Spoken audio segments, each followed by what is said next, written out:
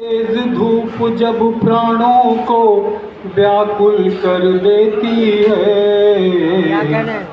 तेज धूप जब प्राणों को व्याकुल कर देती है, तो पुरवैया सर पर आकर बादल कर देती है। पुरवैया सर पर आकर बादल कर देती है। तो तन मन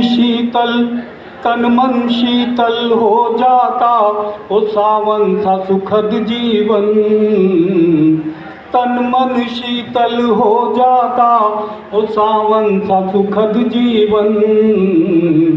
जैसे मुझ पर माँ अपना आंचल कर देती है। क्या करें बाबा बाबा। तो तन मन शीतल हो जाता ओ सावन सा सुखद जीवन। जैसे मुझ पर माँ अपना आंचल कर देती है। और एक दो मुक्तक और देखें।